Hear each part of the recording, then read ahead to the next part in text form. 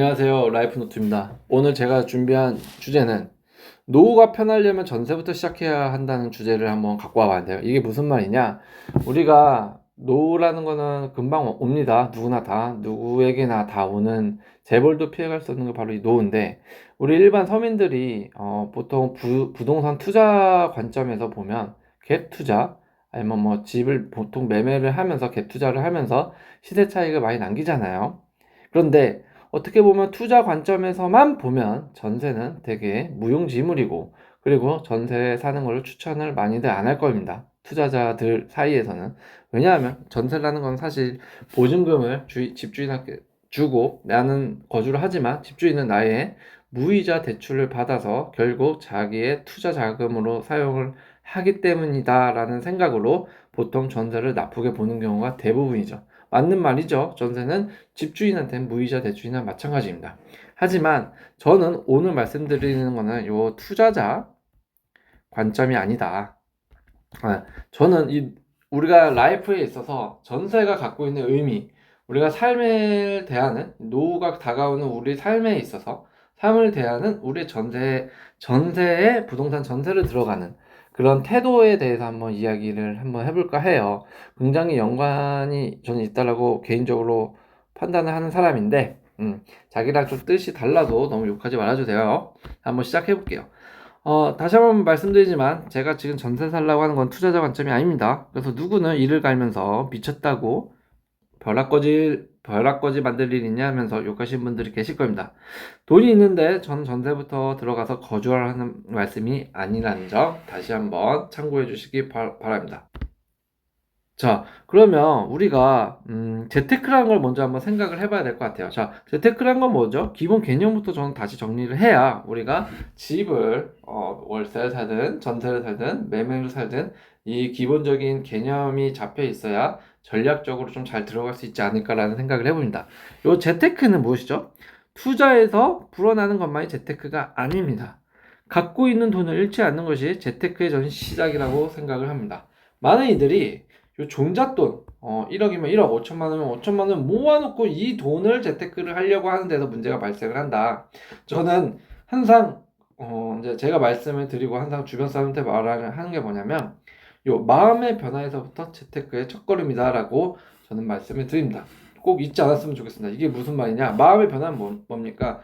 나는 재테크에 소질이 없어. 혹은 뭘 투자만 했다면 마이너스야. 아니면 내가 언제 5천만 원 모아, 내 급여로는 택도 없어, 내 돈으로 언제 1억을 모아 라는 마음 자체가 재테크를 시작하지 못하는 개념이에요. 저는 이 마음을 고쳐먹고 나도 할 수 있다라는, 나도 1억을 몇 년 안에 모을 수 있다라는 이 마음을 먹는 것부터가 재테크의 첫걸음이다. 그리고 나서 종잣돈을 모으는 게 두 번째이다 라고 저는 말씀을 드리는 겁니다. 그리고 이 종잣돈으로 투자를 해서 불리는 게 세 번째 재테크의 방법이다. 그러니까 우리가 무조건 재테크를 하면 뭉칫돈, 그리고 이 뭉칫돈 투자 2배, 3배 불린다. 이렇게만 간단하게 말씀을 하는 경우가 있는데, 마음의 변화부터 재테크의 시작이다. 요걸 좀 먼저 생각을 했으면 좋겠습니다. 자, 그렇다면 우리가 살면서 돈을 쓰는 곳이 어디 있을까요? 잘 생각해 보면 대부분은 돈을 쓰는 곳은 먹고 자고 입는데 의식주죠? 의식주에 돈을 쓰게 됩니다.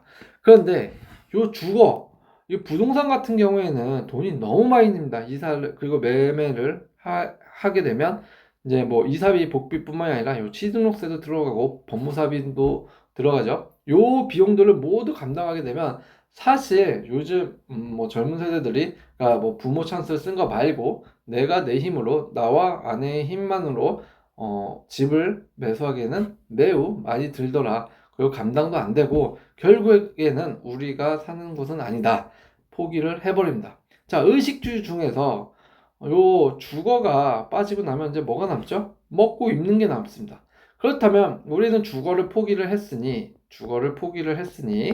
우리의 소비를 입고 먹는데 알차게 쓰자. 그러면서 해외여행도 잔뜩 가고 명품도 자주 입고, 어차피 우리 둘은 집을 못 사니까, 나는 어차피 집을 안 살 거니까 명품 입고 맛있는 거 먹고, 그 다음에 뭐 스테이크 먹고 명품 입고 해외여행 가면서 돈을 쓰자라는 생각으로 전환되어서 소비 중독과 쇼핑 중독을 하게 됩니다.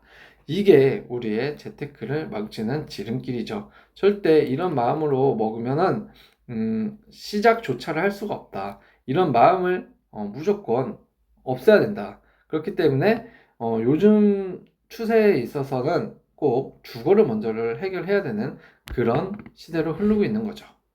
자, 재테크는 방법이 없습니다. 무조건 선저축을 해서 시작을 해야 됩니다.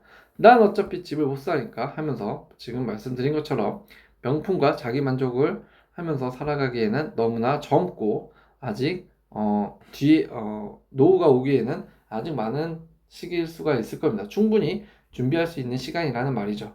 그렇기 때문에 일단은 재테크는 무조건 돈을 먼저 모아야 시작을 할 수가 있다라는 거. 부모 찬스 빼고는 무조건 내가 먼저 모아야 돼요. 이건 방법이 없습니다. 뭐 빨리 하는 지름길이 없어요. 뭐 코인 넣어서 10배 되던데요. 그거는 반대로 10배로 마이너스가 빵이 될 수도 있다라는 점. 그리고 대출을 받으면 마이너스 대출까지 된다라는 점을 무조건 알고 있어야 됩니다. 그런 경우 말고 제가 말씀드린 거는 일반적인 삶을 헤쳐나가고 이렇게 나가고 계획해 나가고 확장해 나가는 과정에 있어서요 말씀을 드리는 겁니다. 그래서 돈은 먼저 무조건 모아야 저축이 되는 거고 저축으로 투자가 되는 거죠. 재테크가 되는 거예요. 그래서 되도록 재테크는 젊은 때일수록 하라고 하죠. 젊은 때일수록 급여의 절반 이상을 그리고 되도록이면 70% 이상을 저축하는 습관이 매우 중요하다. 이걸 하고 나면 그 다음이 술술인데 사실 이걸 못하기 때문에 대부분이 내 집 마련을 힘들어하고 아니면 노후에도 내 집조차 하나가 없어서 힘들어하는 경우가 굉장히 많다. 자, 이런 습관을 들이고 나면 무엇을 해야 되죠? 생각을 해보면 그 종잣돈으로 전셋집을 구하자라는 겁니다. 오늘의 제목처럼. 왜 갑자기 이제 이런 말을 하냐? 자, 저는 이 전셋집이 재테크의 시작 그리고 나의 평가라고 생각을 합니다. 월세 사는 사람들은 잘 생각해보면 월세 사는 걸 비난하는 거 아니에요? 당연히 월세에서 돈 열심히 모아서 전세 가는 분도 많고 그리고 또 월세 돈이 있어도 조금은 여타여타한 이유로 월세에서만 지내고 있는 경우도 있는데 일반적으로 우리가 1인에서 결혼해서 2인 가구가 되고 2인에서 아이 낳고 3인 가구가 되는 요 과정에서 놓고 보면 보통은 이 월세 사는 분들이 돈이 잘 못 모읍니다. 네. 평생 돈이 없어요. 왜냐? 돈을 안 모은다는 증거예요. 그런데 전셋집을 구한다라는 거는 이 보증금만큼 내가 돈이 있다는 거예요. 전셋집은 보증금이 싸지 않죠. 뭐 1, 200이 아닙니다. 정말 일단은 억 단위로 시작을 하기 때문에 정말 기타 외진 그런 지방이 아니고서는 웬만한 데는 적어도 진짜 평수가 투룸 이상에서부터 시작을 한다면 전셋집이 일단 1억, 2억부터는 시작을 무조건 하게 되는 억 단위로 시작을 하죠. 뭐 그렇다고 한다는 거는 내가 보증금만큼 돈을 모았다는 나의 성실함을 이제 뜻한다고 저는 생각을 합니다. 때문에 우리는 무조건 월세 살면서 전세 갈 생각을 해야 돼요. 월세에서 머무를 생각을 한다면 그거는 재테크의 기본조차 저는 안 된다고 생각을 합니다. 무조건 전셋집을 구해라. 전셋집을 구하고 나면 어떻게 해야 되냐? 그때도 저축을 계속해라. 그리고 저축을 해야 된다는 거. 답이 없습니다.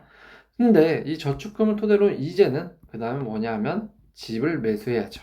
자, 내가 일을 하고 저축해서 갚을 수 있는 금액만큼만 대출을 받아야 돼요. 이게 이제 우리가 어른들이 결혼해서 원룸에서 시작을 해서 하나하나씩 늘려가는 집을 하나하나씩 늘려가는 그런 재미도 있단다라는 말을 한 번씩 들어봤을 겁니다.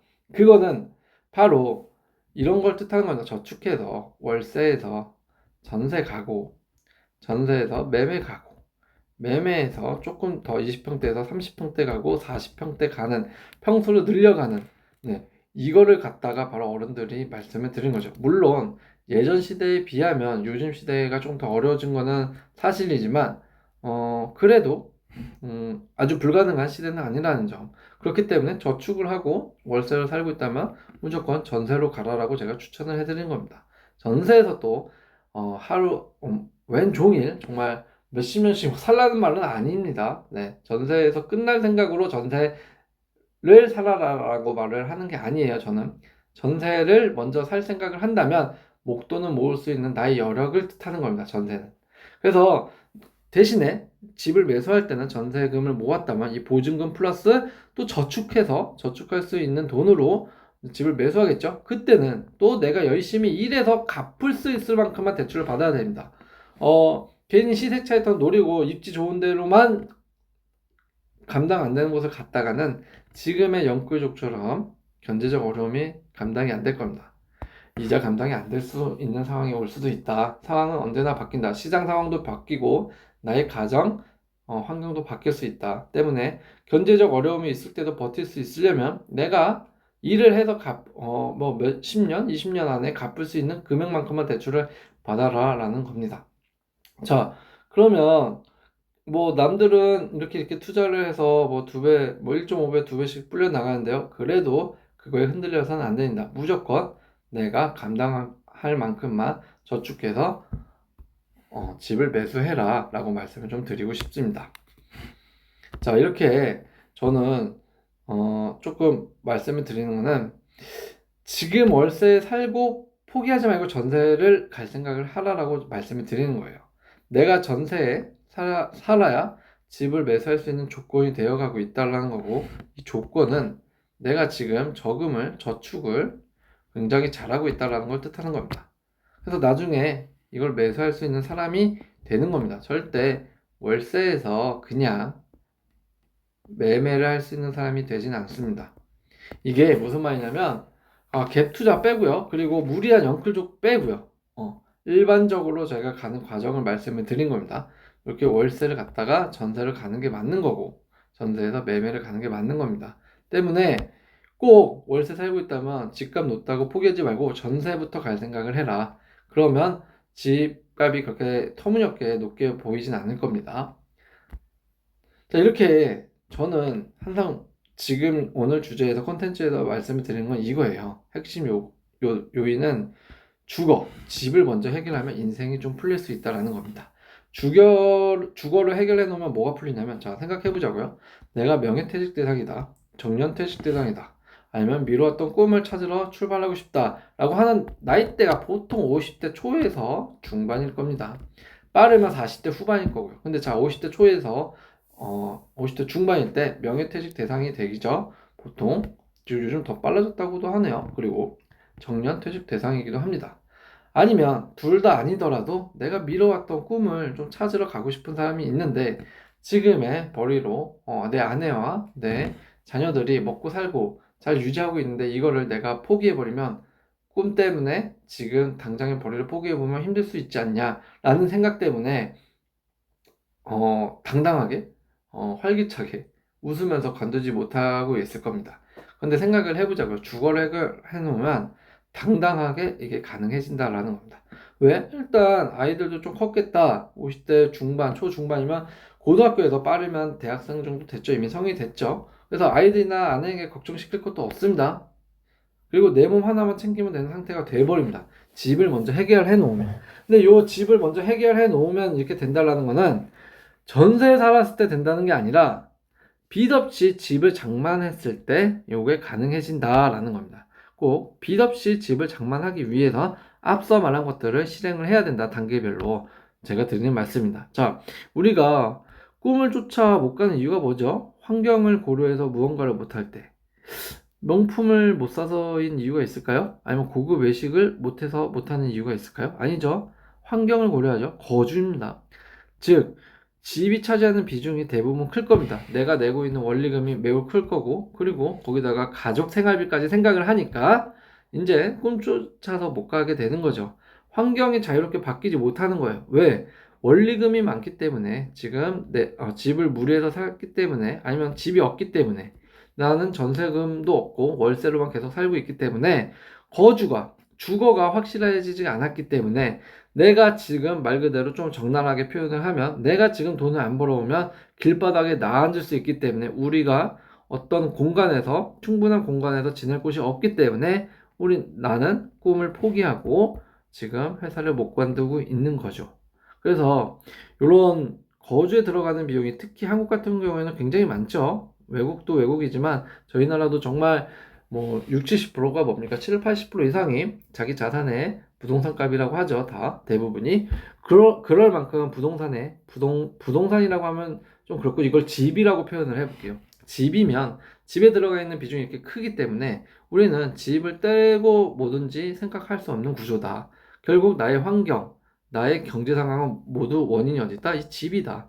근데 이 집을 해결하고 나면 모든 게 슬슬 인생에서 풀릴 수가 있다라는 겁니다. 자, 최종적으로 빠른 시기에 저는 그래서 집을 사는 것을 추천해드립니다. 그것도 어떻게? 빨리 사야, 우리 그런 말 할 거예요. 이런 말 조금 뭐 들은 사람도 있고 안 들은 사람도 있을 텐데, 남자분들 같은 경우는 그럴 거예요. 젊었을 때 뭐 이래저래 좀 놀면서 돈을 좀 쓴 사람도 있을 거고, 어떤 사람은 차를 좀 사가지고 무리하게 그거 할부금을 갚는 사람이 있을 거고, 그러면 젊었을 때 이제 남자분들 이런 경우가 있는데, 이제 결혼할 때쯤 되면 차도 안 산 분들이 계세요. 그래서 이제 어, 여자분들이 이제 결혼하는 상대 여성분들, 아니 차라리 이럴 거면 할부라도 끝나게 차라도 미리 사놓지, 차도 없고 돈도 안 모아놓으면 이게 뭐냐 라는 말을 한 번씩 듣고 하기도 한다고 합니다. 그만큼 뭐든지 빚은 낼 거면 건강한 빚 같은 거, 내가 필요해서 내는 빚 같은 경우는 빨리 내서 갚으면 내 것이 되잖아요. 그만큼 빚은 빠를수록 좋다. 그래야 빨리 갚을 수 있다라는 거예요. 근데 여기에 전제 조건은 명품이나 내가 필요 없는 물건을 사는데 빚을 내서 빨리 갚으라는 말이 아닙니다. 그거는 낭비고, 집 같은 경우 제가 지금 말씀드린 건 집 주거를 얘기하는 거죠. 주거를 장만하는 데는 빠른 빚을 내서 빨리 장만하는 걸로 추천을 해드립니다. 빨리 갚을 수 있으니까요. 자, 그럼 주거를 해결해버리면 모든 게 풀린다고 했죠. 생각을 해볼게요. 주거가 빚 없이 집을 장만한 상태라면, 꿈이 작가라면 택시기사 하면서도 작가 공부를 할 수 있게 되고요. 내 꿈이 뭐 땡땡이라면 내가 하고 있는 지금 일을 하면서도 다음 단계를 실행해 줄 수 있는 여력이 생깁니다. 이게 무슨 말이냐? 아니, 제가 지금 집도 절도 없어도 택시기사 하면서 작가 공부할 수 있는데요. 할 수야 있죠. 그리고 내가 지금 경비원을 하는데, 경비원 하면서도 내가 무엇인가가 되고 싶어서 지금 그 공부를 하고 있는데요. 할 수야 있죠. 그런데 그냥 내가 앉아서 행동을 하는 거와 내가 이미 정말 빚 하나 없이 내가 주거가 모두 편안하게 해결된 상태에서 일을 진행하고 그것을 실행하는 것은 실행력의 어떤 성능의 차이가 좀 난다라는 겁니다. 그리고 그 성능은 결국 결과값으로 이어지게 되는 거잖아요. 그러니까 내 꿈을 위해서라면 주저앉지 않고 할 수 있는 여력이 생긴다. 그렇게 좀 표현과 말씀을 드리고 싶네요. 그러면 그 다음부터는 준비가 모두 가능해질 수가 있다. 때문에 우리는 집부터 장만을 해야 된다라고 말씀을 드린 겁니다. 집을 투자적 관점으로 삐까뻔쩍한 걸로 사서 이렇게 해결하라는 말이 아닙니다.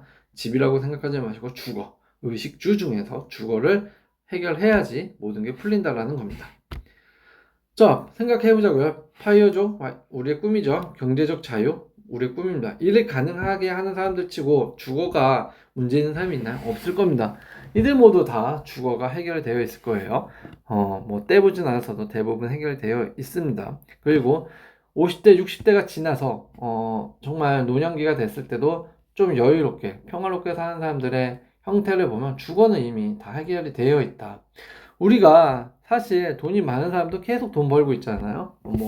기사나 매체를 보더라도 저 사람 젊은데 돈이 계속 많은 것 같은데 왜 파이어족 경제적 자유를 안 하지? 계속 놀러만 다니면서 돈 써도 충분할 것 같은데 라고 하지만, 그 사람들도 나름 계속 회사를 차려서 회사를 일도 하고 더 나은 꿈, 더 나은 미래를 위해서 계속 일을 하죠. 돈만 쫓으면서 살다가 근데 끝나는 이유가 하나가 있습니다. 왜냐면 우리가 봄일 때 겨울을 대비하지 않기 때문입니다. 자, 봄이라는 건 뭐죠? 2, 3, 40대까지 봄일 겁니다. 5, 60대, 빠르면 50대, 60대부터는 이제 노년기, 요때를 겨울이라고 표현을 하는 거죠. 그러니까 요 노년기를 대비를 6, 70, 80대, 6, 70, 80대를 겨울로 비유하면 요때를 대비하지 않은 겁니다. 2, 30대 때, 30, 40 때, 많이 벌 때, 50대 때. 이때 준비를 하지 않으면 돈만 쫓으면서 살다가 끝이 납니다. 60대부터는 같은 수준으로 벌 수 있다고 내가 착각해서 소비에만 집중을 하기 때문에 생기는데요.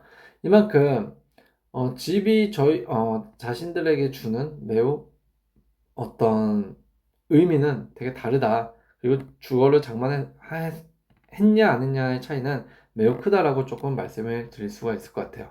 그만큼 경제적 자유, 파이어족 미리 봄일 때 준비를 하셔야 됩니다. 집을 장만했으면 너무 이 집을 장만해서 자녀에게 물려주려고 또 힘들게 쪼들게 살지 않았으면 좋겠습니다. 여러분들의 삶은 여러분들의 삶입니다. 자식 삶은 자녀의 삶입니다.